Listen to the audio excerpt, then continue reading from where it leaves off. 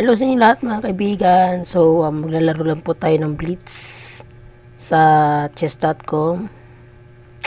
And then, i-analyze natin ng konti yung mga opening. So, naghahanap po tayo ng kalaban dito sa Blitz. Ayan, nag-D4 siya. Knight F6. Ang larong ito ay tinatawag na King's Indian setup. D6 tayo. C5.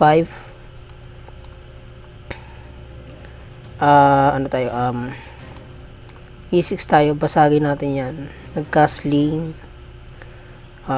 Dito tayo. Wait. Dito man tayo. Knight D7. Tapos, capture natin itong pawn. Centralize natin yung rook.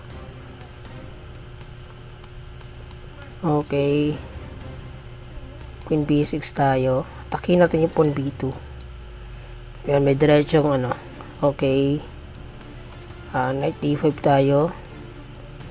Knight E5. Capture. Kamusta kayo dyan mga kaibigan? Napaka-umulan po ng araw na ito, no? So, push F5 lang tayo. So, ito naman po ay Blitz. No, Blitz naman po itong laro na ito. Kaya, okay lang. Medyo pa-chill lang tayo dito. A6. A6 tayo, A6. Tapos, Queen D6, B5. Para mapa-Bishop B7 ako. Makatake ko yun. Pero mamaya pa yun. Yun lang yung mga nakikita ko sa ngayon. Queen D6, B6 na lang din. Bishop B7. Follow ng B5 para matay yung punta sa E2. Ayan, may timing. Kasi may capture pa siya rito. Knight D7 muna tayo para ma-protected din yung square na to. Depensado pa yung pawn C5. Ayan, depensado siya. Yan. Ano kayong, ayun, nag B3 siya, no? Nag B3.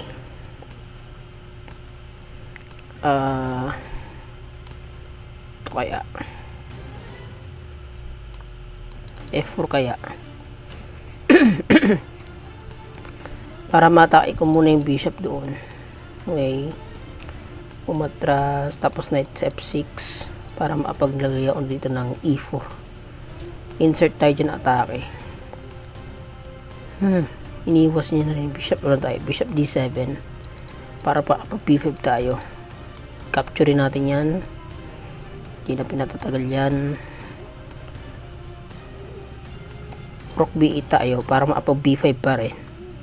Yan lang kasi talaga yung break natin sa B5. B6 muna para wala rin siya A5. Mangiipit yan dyan kasi depensado naman daw ng bishop niya. So, no problem siya dyan. So, time check. Medyo lamang siya. Unti na oras sa atin kasi na-vlog tayo ngayon. Naka-recording tayo kumbaga.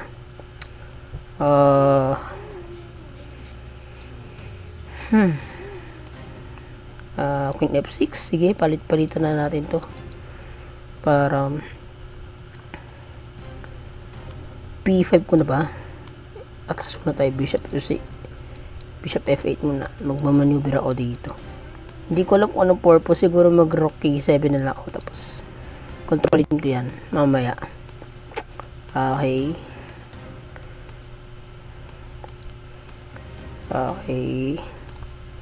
Sige, push. Pambasag. Pwede na yan. Pwede na. Basag. Rook takes tayo. Capture. Sige, basag. Open file. Kailangan talaga natin open file kasi bishop tayo. Keep pressure. Tapos meron tayong bishop dito sa A4. May target pin. Napakaganda ng setup. Okay. Battery. Capture. Take. Uy, bawal iwan. Double na. Bishop D6 muna tayo, depensa. delikading. Saka tayo bishop a4. Rook a4. Iba-iba talaga mga tira sa bawat diskarte, no. Bishop a4 na isip ko, pero kailangan mag rook a4 kasi para pang sangga sa queen. So iba-iba talaga ng mga diskarte. So time pressure siya rito. May less than 25 seconds lang siya. Medyo atras pa tayo. Testing kaya natin siya. Time pressure na rin naman no. Total ganun, wala rin naman siya pasok dito. May sniper tayo. Ayun, dyan pumasok. Testingin pa rin natin siya. Kung hanggang saan ang tibay at lakas ng loob. Dito tayo. Pressure. Bigatan natin ang pressure yung load na yan. Okay, take. Baba tayo. Sabay baba no? Sabay depensa. Okay, atras. Atras ulit. Delegates. Delegates. Dito tayo. Para maproteksyonan to. Dito tayo. Para may push tayo doon. Yun! Okay.